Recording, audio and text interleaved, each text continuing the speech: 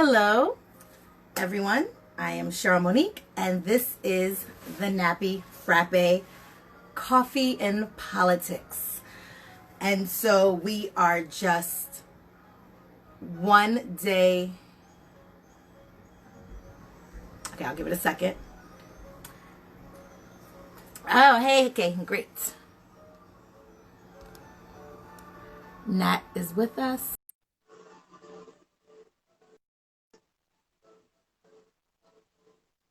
All right. Let's see. Hey, love. Hello. How are you? Hey. Good. How are you? Good. Welcome. All right. So I was just starting to introduce. So welcome to the Nappy Frappe Coffee and Politics. I'm your host, Cheryl Monique. Joining me is the incomparable Natalie Gonzalez, Esquire. How are you, love? I'm good. I'm so stressed out since yesterday. We knew the answer, but even in court today, it's been playing in the back of my mind, and I'm sitting there in court and I'm like refreshing the screen and seeing what votes are coming in. It's all day. Hey, everybody that's joined on. Okay, listen, I'm right with you with the nervousness. I got my coffee, but I got some wine too. Because I'm here like. So, secret, I have my coffee mug, but it has wine in it. Listen, it is definitely one of those days. Okay. So for everyone, if you're watching this a little bit later on the YouTube channel, we are a day into the 2020 election. We knew that it wouldn't be called on election day. It's never really called on election day, but seeing as how we had all these mail-in ballots with COVID and everything, we knew that it would take extra time. Unfortunately, the current president seems unaware of such things since he has declared victory yesterday. This man, we knew he was going to do it, though. Well, he's been saying it all along. I mean, we knew all along that he wasn't going to leave the White House willingly. He's projecting this idea that he's the victim of the media and he's the victim of lies and he's the victim of Democrats. And so any result that isn't in his favor is automatically invalid, in the same way that any piece of news, as truthful as it is, if it's against him, it's invalid. Or fake news. The thing is, I remember last year when he was running against Hillary, he said, well, not last year, last election, 4 years ago, when he was running against Hillary, he said, it's rigged. They're rigging it against me unless I win. Like, that was actually his words at a rally. And I'm like, so we're going to pretend we didn't just hear him just say that?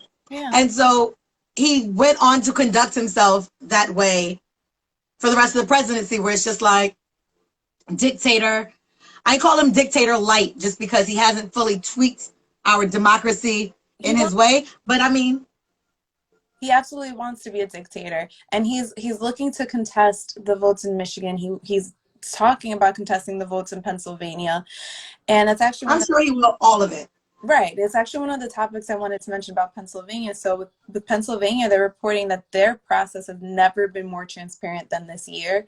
He's already put out this claim that Pennsylvania found votes, that they simply found votes that are for Biden, and promoting this idea that people are just finding random boxes of votes to work against him. And that just doesn't make any sense, because obviously there's voter registration and there's a directory, there's a list of people, there are people who requested mail-in ballots, so they're able to see people who were validated. That's you requested your ballot, that's your address, that's your name, that's your license ID number, and match it against a list of people who have already voted. So obviously you're not going to have just a random box of ballots that you just found and they're going to count. That it just doesn't work that way. And I don't think it's a coincidence when you look at the like Pennsylvania and Georgia. The reason, like, Trump is currently leading in those places based on the day of polls, but they're still counting so many. Like, Pennsylvania wasn't able to start counting their mail-in ballots until after the election polls closed. So they just pretty much started today Right. to start to count them. And I don't think it's any coincidence that, he will be working to dismiss them no matter what. But the fact that the areas that they're counting now, like in Georgia, in Pennsylvania, are areas that are populated by more minorities. They're the black areas, Pittsburgh and places like right outside of Atlanta, and affluent suburban black people. And he's not about that. That Obama hate is real. And then it's just like, what? Affluent black people voting? I have a family in Georgia. So my family's in Georgia. Gwinnett is one of the counties that's really being looked at. That's where my family is. And my mother and sister were telling me this morning that they even had in a county, which I just forgot the name of the county, but it's heavily black county, where all of a sudden a water pipe burst, and now it's damaged these ballots, and now they're scrambling to figure out whose ballot was whose and to verify who they were voting for and making sure that their votes count. But it's just very suspicious that these things never seem to happen. It's extremely suspicious. Right, affluent. That sounds crazy. Counties, that it doesn't happen to them, but it happens in these areas. It's just very. It's just, we were talking about this last week with the gerrymandering and the voter suppression. And, voter suppression has been going on. Voter suppression has been going on since Black people got the right to vote. Since they made up the right to vote, forget it. They didn't want poor white people voting when they first started the democratic process in this country anyway.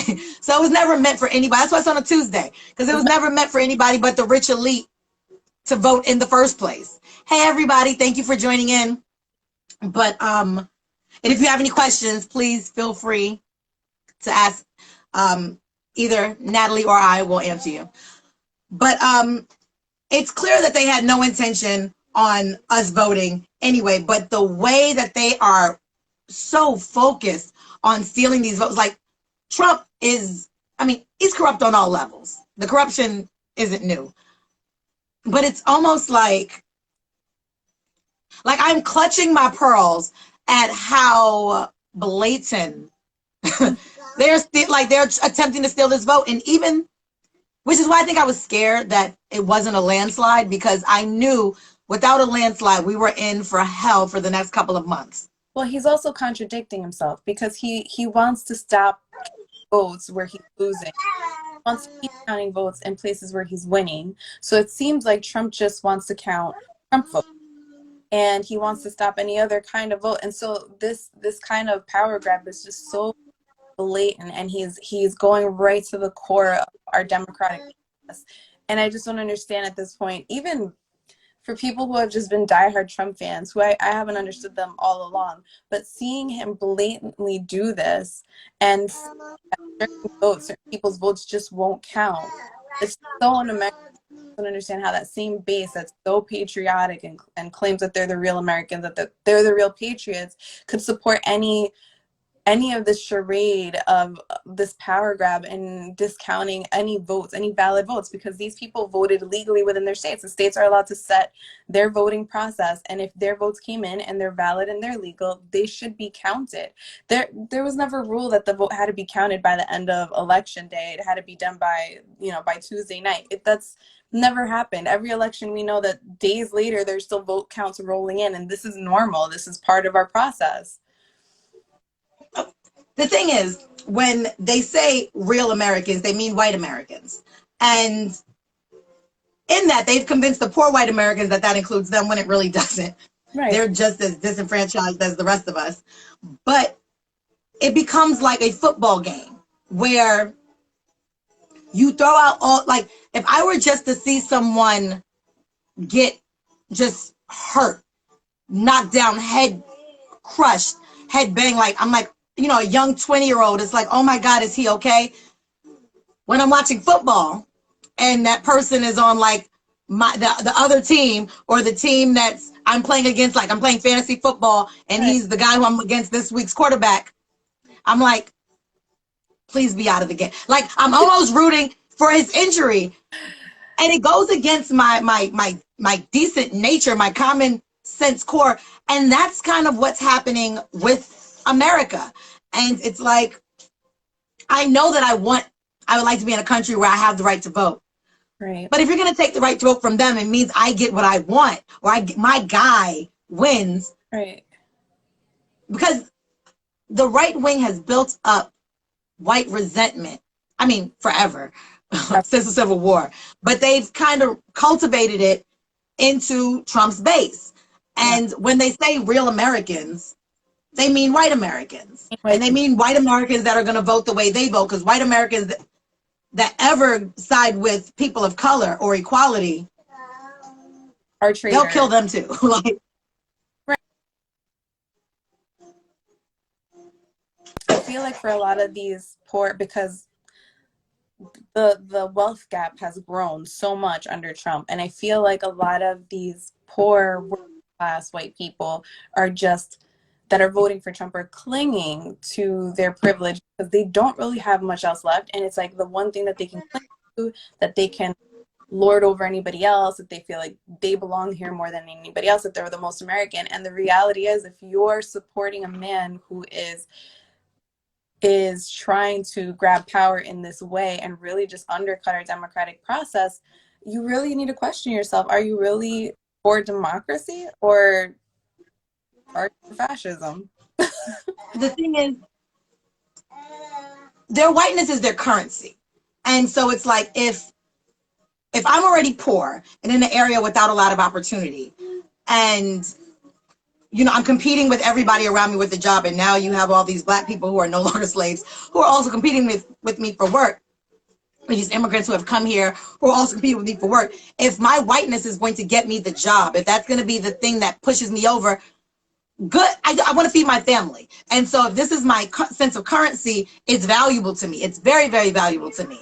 And in that way, diversity feels like a threat to their stability. Right. And they're constantly told that we are a threat to their stability, to their way of life. And it becomes how they vote politically, and they vote against their own interests where they feel threatened. And so democracy means nothing if it means they lose something. If they means they have to share what they have. Not working for them, then it's not important anymore. And it's exactly what you said. It's their ability to get us to a job, but it also impacts their ability to get a mortgage. It impacts their ability to borrow against that property to support an education. Which we can no longer deny that higher education is a gateway to class mobility in this country. That's just the reality. That's why obtaining higher education is made so difficult. And if you're poor in this country, you have to be exceptional. And your phone's going in and out a little bit. Oh, it is? Give me one moment. Okay.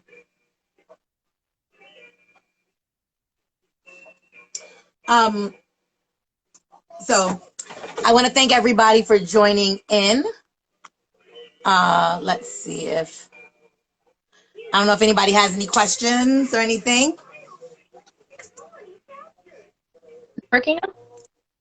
Yes. Can you hear me? Yeah, I can hear you.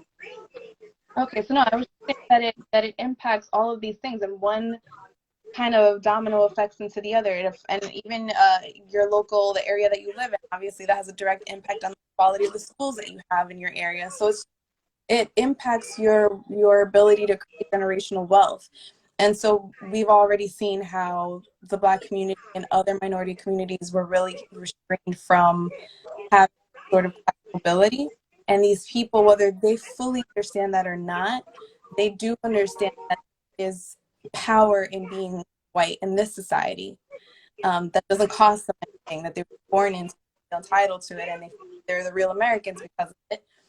And they absolutely, on some level, that they're losing. Yes. So with the election, right now, let me see, refresh it just to be sure. Okay, so Biden, after he won Michigan, is sitting at 264 of the electoral votes, and Trump is still at 214. So Trump like if Biden wins Georgia, Trump would have to win everything else for it to be a sweep. Like he'd have to win every other state. Well, 264. Biden's at 264. He just needs 6 more votes and he wins. This is over. Yeah, So like Biden pretty much just needs one more place. if Biden, Trump, oh, actually, yeah. Nevada has the 6 electoral votes, it's over. And then Georgia, I mean, they have Atlanta, such a metropolitan area, and it's a stronghold for Democrats. So if they flip Georgia blue, I mean, pretty much over again for him there. And I think this is why he's making these desperate power grabs, because he's losing. Oh, definitely. But he let us know he was going to do this. That's the thing. He tweeted, because how else does he communicate with his American people? He tweeted that he was going to do this, that he was going to declare victory, that we need to stop counting the day of. Yeah. And so everything he's doing, he projects, you know what I mean? He projects his punches before he swings them. He wanted to set the stage for people to doubt the democratic process. He wanted people to start doubting mail-in ballots, even though mailing in his ballot was perfectly fine during the last election. And all of a sudden it's a problem this election, because he knows that that is a loss for him. And so he was already setting the stage to, at least for his base, to kind of weaken their confidence in the process, so that when he's losing, it's not what they wanted to hear, and it becomes easier for them to accept this idea that it was stolen from him, and this was stolen from them. Of course. And the thing is, they're behind him anyway, so even if he threw it out at the last minute, they would have run with him with it. But that's totally what he's doing, and trying to set the stage for the Supreme Court to steal the election like they did from Al Gore. And he's packed the Supreme Court, so it makes it that much easier, which is why I'm happy that it, you know, that it tends to be going this way. I'm mad that it's this close just because I'm mad at America. Like, dude, so like what are y'all doing? 2 things with that is that I don't think it'll go to the Supreme Court, even though he's going to try to bring it to the Supreme Court. The Supreme Court gets to decide what cases they choose to hear. And when you're talking about the legality of a state's votes, you're talking about state law. And so it really should be brought within that state. Yes. The Supreme Court should deny cert. They should deny hearing the case and allow it to go to the highest court in that state to determine what was legal. Because but he's packed those too. That's right. The thing. Trump has packed those as well, which is what kind of makes me nervous, because Florida Supreme Court is what decided the Al Gore, George Bush decision, and now that one of those ladies are that Barrett is now, she was one of those people that decided, that took it from Gore. And again, I don't think it's necessarily going to happen this way. I think the fight is dangerous for America. I think the fight is just more distraction. Now, you know, I don't think we're automatically going to be able to blend back together because I see who you are now. Right. You know, like the whole idea of we should be able to disagree on an election and still be friends. No, because now I know who you are. It's like, if I hear you defending pedophiles, right, like we can't be friends anymore because, and you can't hang out with my kid anymore because now I see you. Yeah. Like I see you. And so now with Trump supporters, I see you. Right. You're backing the candidate that 100% of white supremacists and racists in this country are voting for. So there's no way that somebody's just going to discount that, especially as a person of color, especially as a woman, especially for you as somebody who's a mother of a Black child. That's not something that you just forget, that somebody was okay. And even if they sat there and said, well, I'm not racist, I don't hold these views, I don't do those things, but you were okay letting it pass for your benefit. And that's a problem, because letting it pass is how we got here. And it's one thing in 2016 when you weren't sure what he was capable of. 4 years later, the atrocities that this person has committed, despite, not even despite, on top of all the fascist behaviors that he has normalized to totally tear down our democracy, then the policies that the executive orders that he's signed, the horrible way he has trashed our economy, which aren't evident yet because it takes the time for these things to process. But because I was watching I'm always watching the news, but watching the news, and they were talking about how the elderly tended to, like, it depended with the elderly, it depended on whether they were voting the economy, or whether they were voting on the COVID. And so if they were voting on the economy, even if they're not wealthy, so many of the elderly's retirement funds, IRAs and everything are attached to the stock market. And as long as the stock market seems steady, they wanted to stay there, because I can only imagine the fear of going back to 2008 when so many people lost their retirement funds and were losing their homes and everything because the stock market had crashed and they lost all of their money. And so, in a sense, I understand that. At the same time, this person is a really bad business person, and he's doing our country the way he did his hotels. He's really bad at this. Yeah. And so it's like, and he's killing you guys. Like 80% of the COVID deaths have been the elderly, and we're like up to 230,000 people. Right. Like, how is he still in the running? I don't understand. I can't wrap my mind around the logic of supporting him, and the times that I've spoken to people about why they support him, they don't have a coherent reason for it.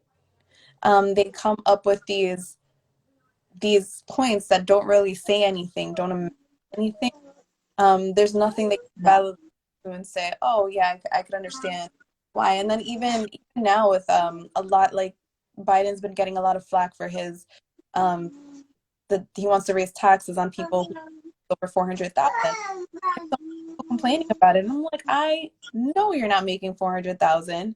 There are people like 50 Cent complaining about it, and he doesn't have. First of all, he's not an employee. He's probably getting paid as an independent contractor, so he's getting income tax like an employee of $400,000 that he falls under Biden's tax plan that way. It's just it doesn't make any sense. And we've seen like a few musicians and a few other rappers come out, and it's just, to me, they just look like sellouts. Like you're really putting yourself in your 1,000,000%.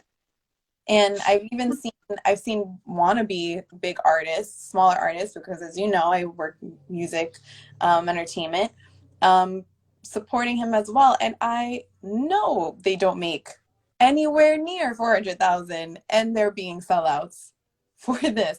And go ahead.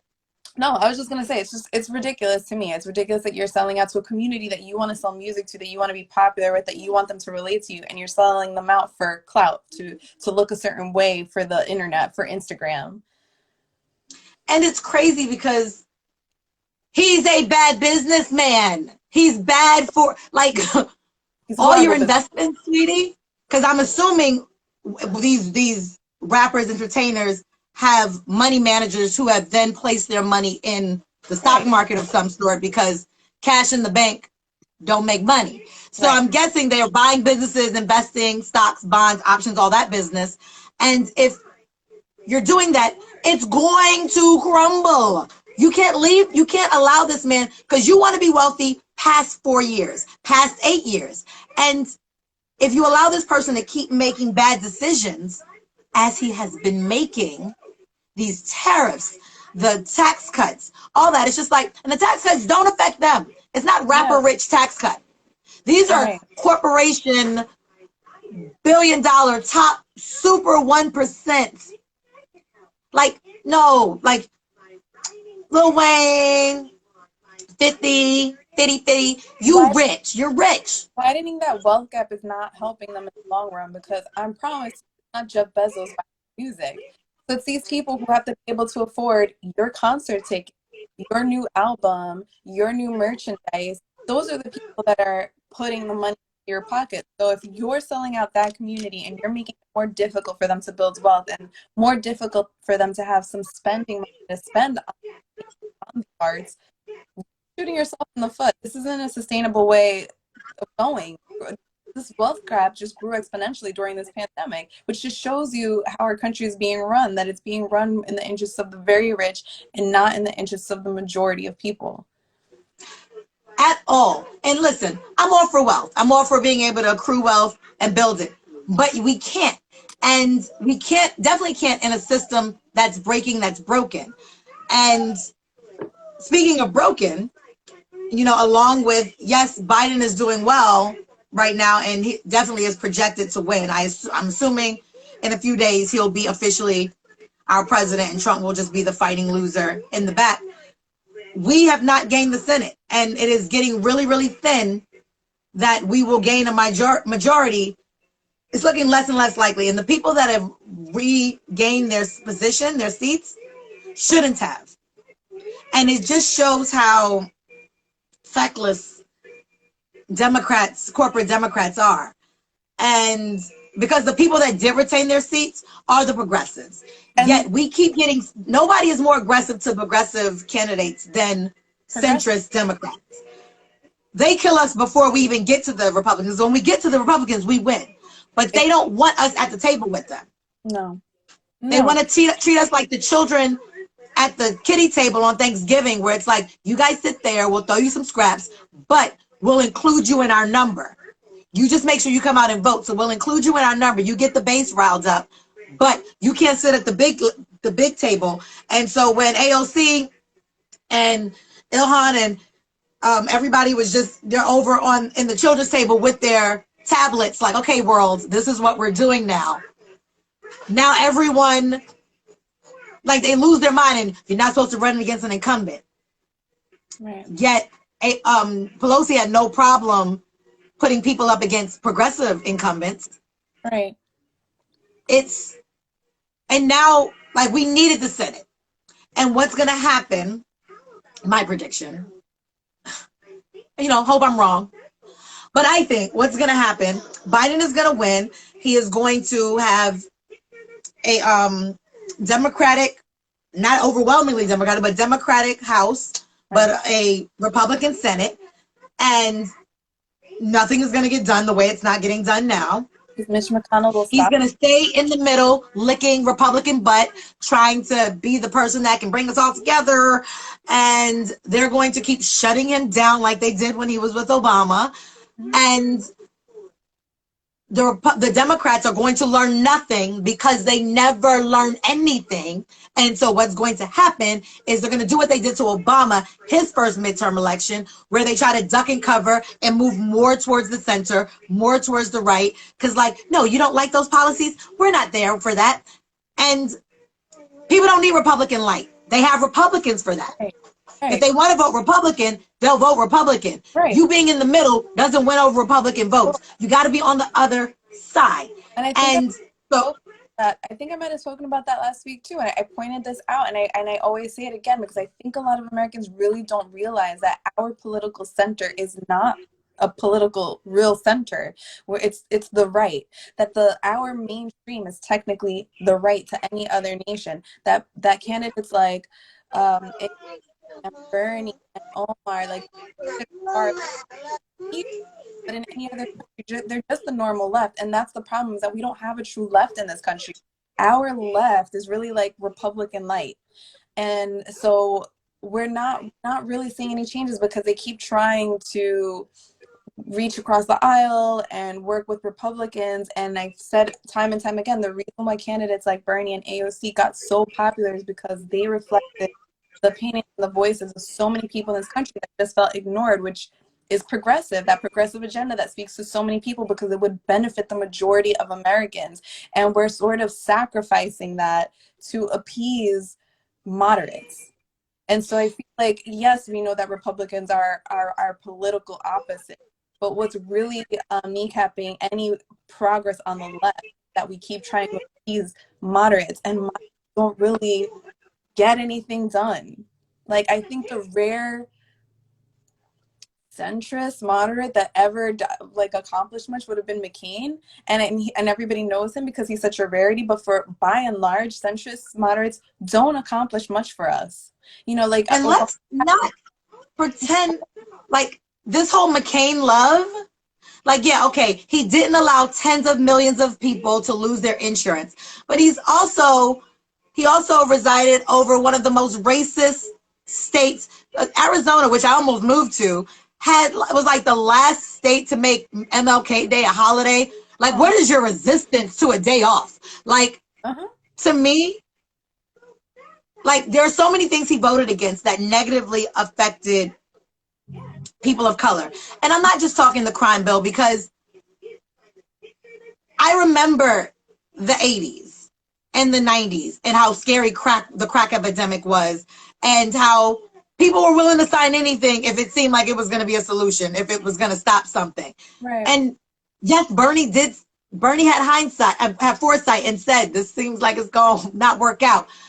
But I do understand how people went with it, because it's something. It's understandable. But it was something.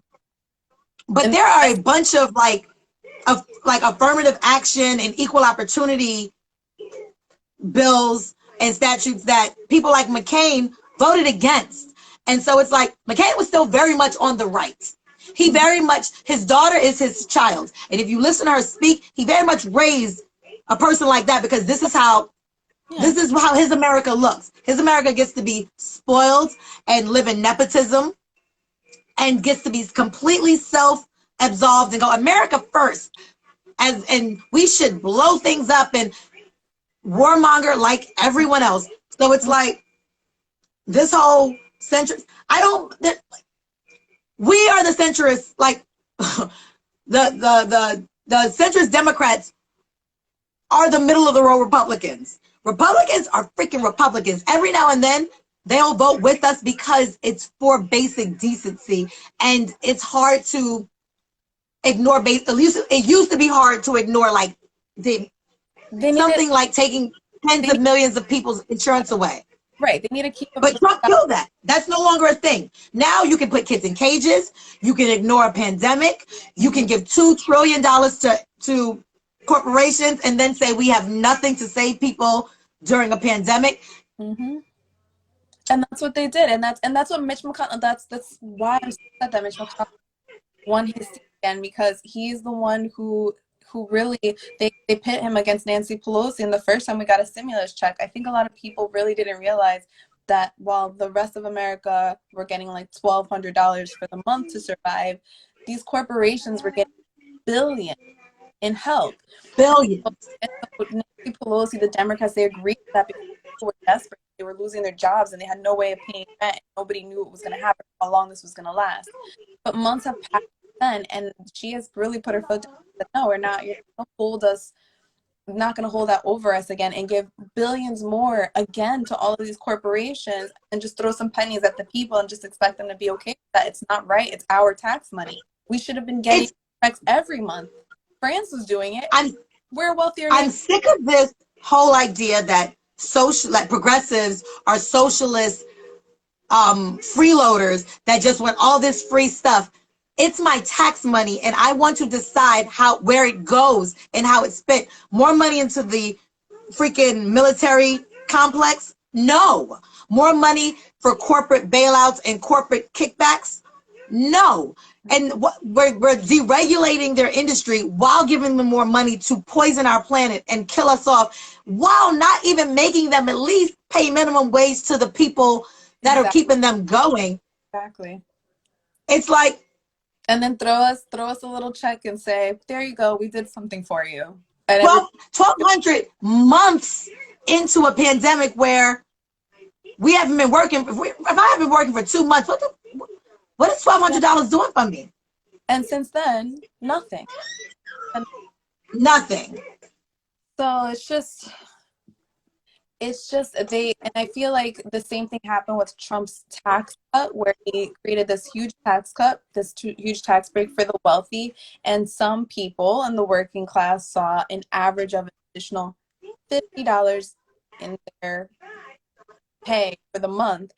And I am looking at them like, you realize that they are literally only letting you have this so that you don't look at and pay attention to the fact that they just ran away with 90% of the pie because you were happy with some scraps.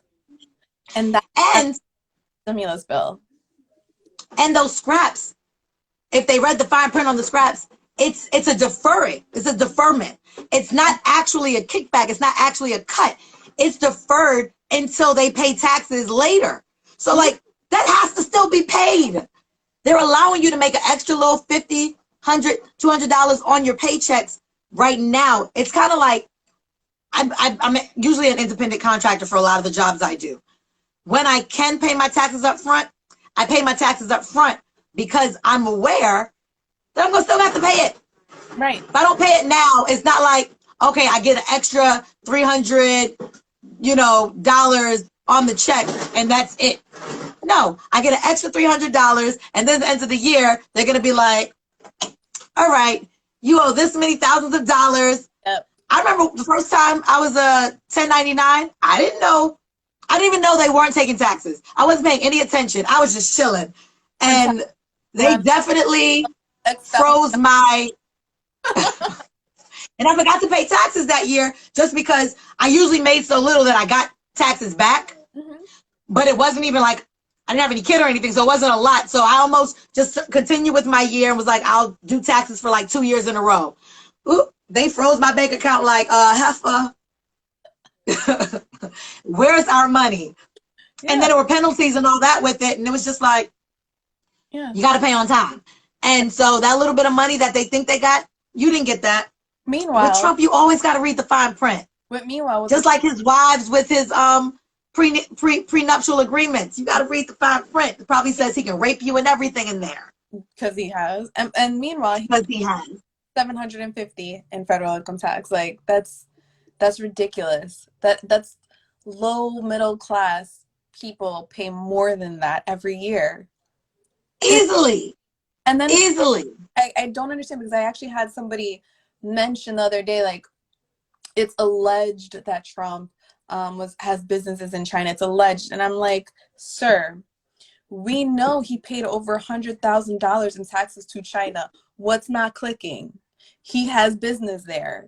He had to pay. Like what? He's just paying. And we've always known, if you look at any of the things that he makes, it's either made in Mexico or China. Mm-hmm. Everything he makes is made in Mexico. Yes, of course he has businesses there. He has hotels all over the place. Right. Like, and he allows people like Putin and people like the I forget the Chinese. Foreign nationals, yeah, absolutely. Foreign national, like, he lets foreign nationals stay at the hotels for, like, there's all sorts of kickbacks and business, which compromises him as a leader, which is absolutely why there's an emolument clause. This is exactly why that exists, so that you don't have a leader who's beholden to who's going to put money into my business from these other countries. That should not be a factor, and yet his entire presidency has been that, and his base doesn't see a problem with it. But that's why we're talking about this today. Let that have been the black guy. Let that have been Obama. Oh, first of all, the black guy couldn't wear a tan suit and fist bump his wife without everyone losing their damn minds, okay? The black guy was a tyrant because he was trying to give out health care. Like, I cannot. Yeah. The reason that we talk about all of this for people that are watching, because, it is the day after the election, well, the day of election day, is because we're also trying to understand the voters, because we've watched this man do this over these 4 years, and yet he still has, let me refresh this, see if anything has happened. I want to give you guys accurate, up to date. Still 214 electoral college votes. I hate you people. I know I'm not supposed to hate people because I used to be a Christian. But a lot of people that they were really upset that there's been such a split and that it was so close. And I want to point out, because yes, racism in this country, but like we talked about last week, there's a lot of gerrymandering, there's a lot of voter suppression. And so you're talking about a country that's so divided, that there's mass voter suppression going around. There's racism, and the Democrats have put forward a candidate that no one was excited about. And people still came out and voted to put him ahead. That means that they're not voting because they're so motivated by Biden. They're not motivated by the Democratic Party. They're motivated to get Trump out. And definitely. Because Biden isn't the guy that excites us at all. Yet he has now gotten more votes than any candidate has ever gotten in history. Yeah, and Barack Obama had that before.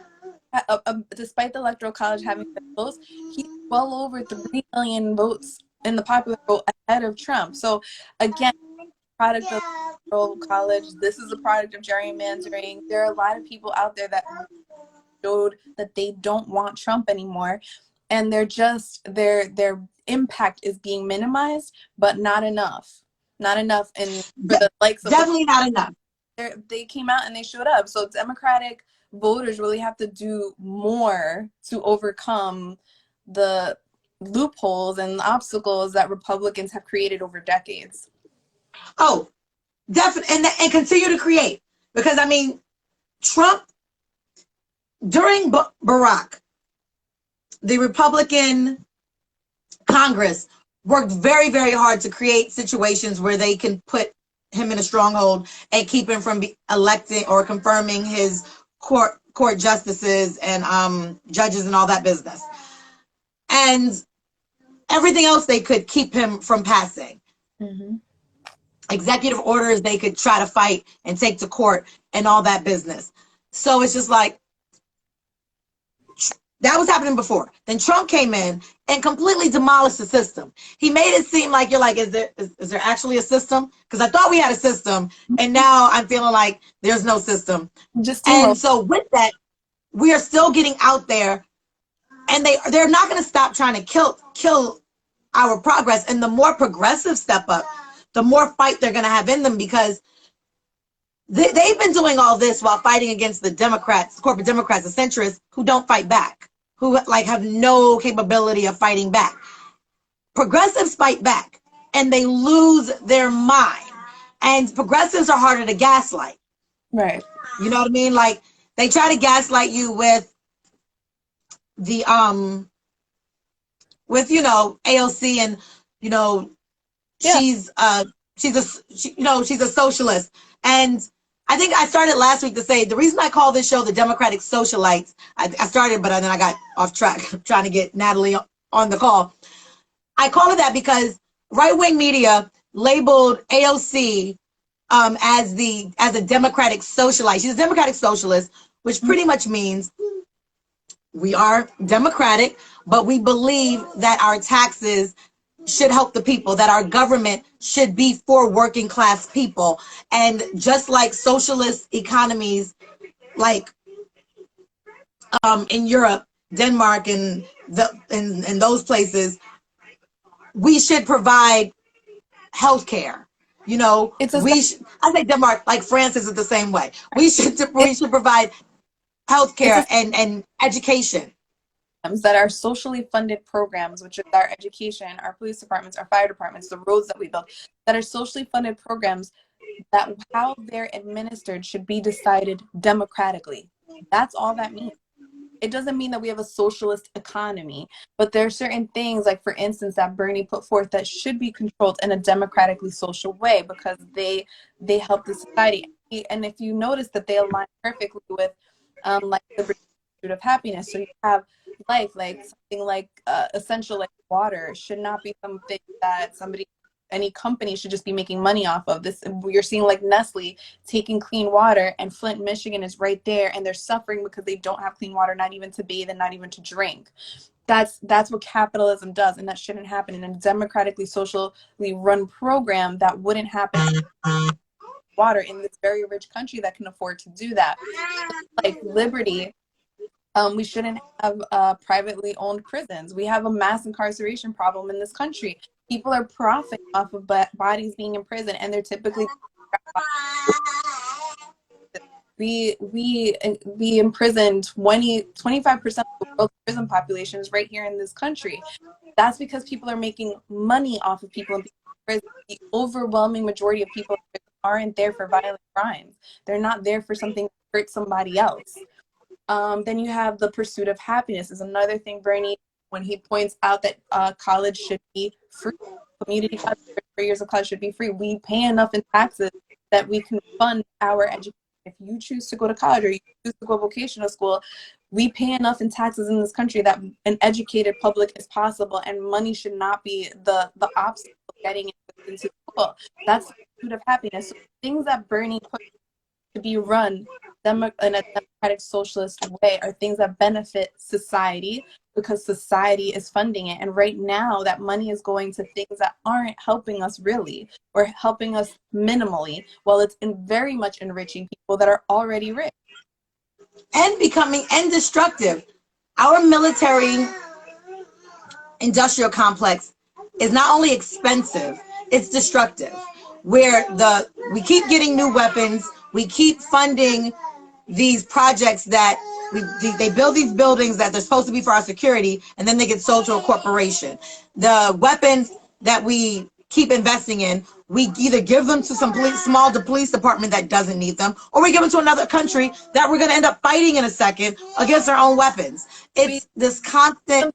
Those police departments, we give them to those police departments because and somebody's making money, and those police departments are what? Our tax money. So they have a war when you're policing civilian neighborhoods. That's a problem. Like, why are we funding that? And we're funding it and allowing ourselves to believe that we're safer because of it. Yeah. And then we don't have money. Then people will complain about things like food stamps and welfare, like as though that's the majority of your tax money, when it's far from that. That's the least of your tax money. Social Security, first of all, you're paying in it yourself, but you're paying for the people that are getting it right now. They cut it off. You're not getting what you put into it. It's not like some bank account that's waiting for you. And Barack Obama and Joe Biden were always up for cutting this program. Mm-hmm. So it's like, this is a problem. And the Democratic Socialists are saying we got to take care of people, because I believe there's a lot of brilliant people in poverty that could create so many businesses. There's so much money in the hood. There's so much money. There's so many business-minded people that need opportunity. Mm-hmm. How you gave some of these gang members an education and investment money. Look at what they do with a product that's freaking flooded on the streets. Nobody needs it. And, if 8 people are selling crack on the same corner for $5 a vial, you're not getting rich. Take that same ingenuity and give it a loan. Let it create some products. Right. Like, and then they'll pay taxes. There's just way too much opportunity. And just to connect that, for anybody listening who's not realizing, just to connect that, they don't get a loan because they don't own property, because their parents and their grandparents are part of generations that were not given loans because they were Black, because they were Hispanic, because they were some other minority.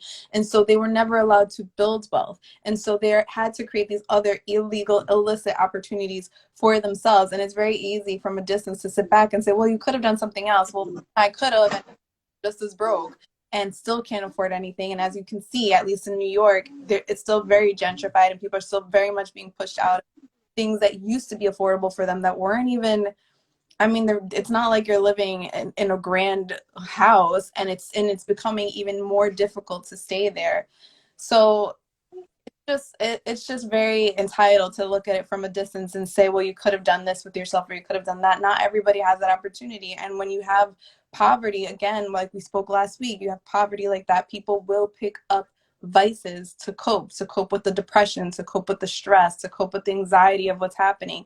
And then you have addictions, and you don't have enough resources in a community for anybody to, whether it be a doctor, whether it be a rehab, you don't have that. And so now you have broken families, and now you have kids that don't have not even the emotional support to go out and do something for themselves. And somebody's saying, do that. And so it creates this vicious cycle of poverty, and it keeps people down. And then you'll have people that are completely uneducated, that history, that knowledge, look at it from a distance and say, well, they did it to themselves, these people who aren't real Americans, because real Americans wouldn't do that, because white Americans living in middle America, even when they're poor, if they go somewhere, they might have some better opportunity to own property. At least there's land all around them. But you're talking about urban cities that there is no property to own. There is no way of building wealth really, other than, like you mentioned, these illicit ways of selling drugs on the corner or something other that's illegal. And on that same note, when you have somebody who grew up working class or poor, and they make good and get out and survive and thrive and have something nice. Like the reason AOC was called a Democratic Socialites, they called her a socialite to try to, because the elitist is their favorite thing to call a Democrat who has made it, who is doing well. She had an expensive dress. I think it was only like a $250 dress. So it wasn't even like a Real Housewives of Beverly Hills type dress. It was, expensive in Macy's kind of dress. Michelle, they wanted to clock everything she wore and everything she put. Did she get her hair? I haven't seen them do that to Melania. Of course not, because she's supposed to be a socialite.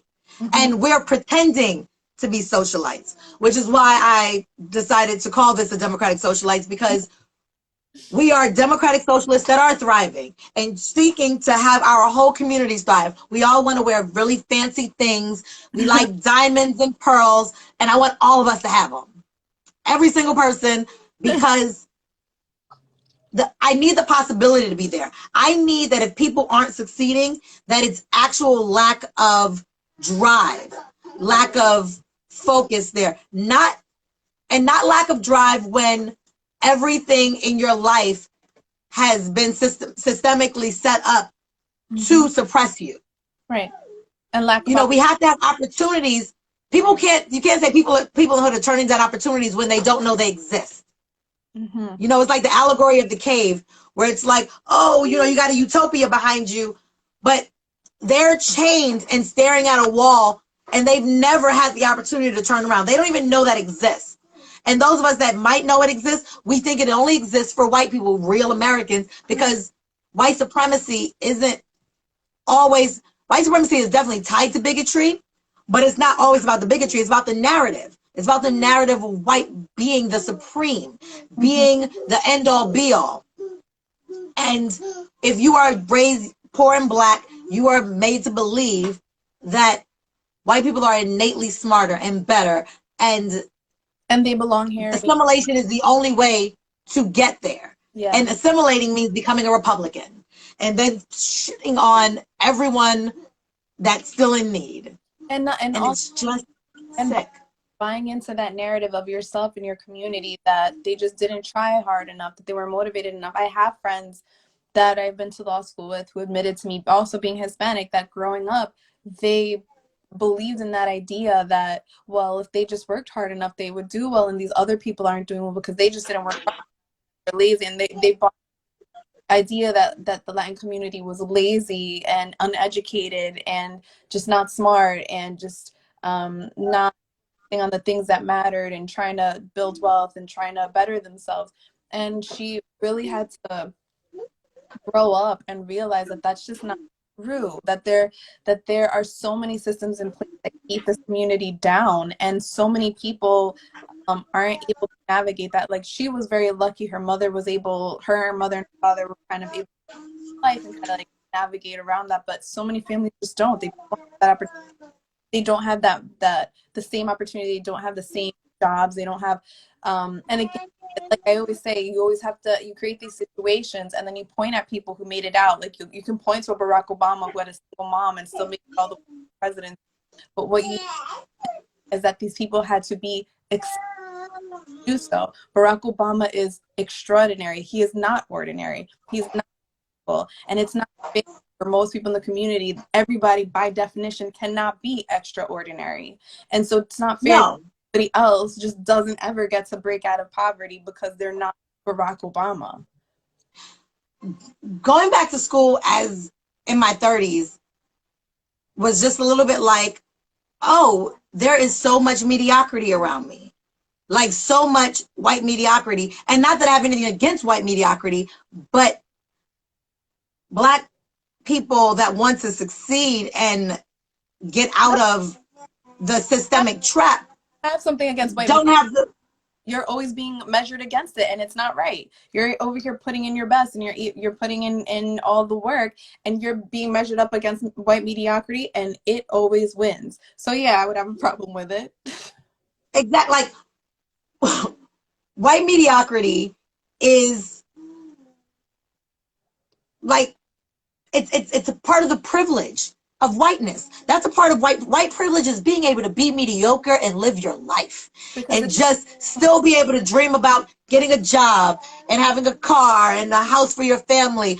Maybe not even a homeowner, just having a nice apartment that's not in a neighborhood that is riddled with crime. or neighbors that aren't looking at you with a side eye because they don't feel like you just don't belong there, because you walk into these spaces, the people that see you automatically feel like you look like somebody who should be here because that's what they're used to. Whereas, like we just talked about AOC, it it bothers people to see her because she doesn't look like somebody that they feel should have that platform and should have that power.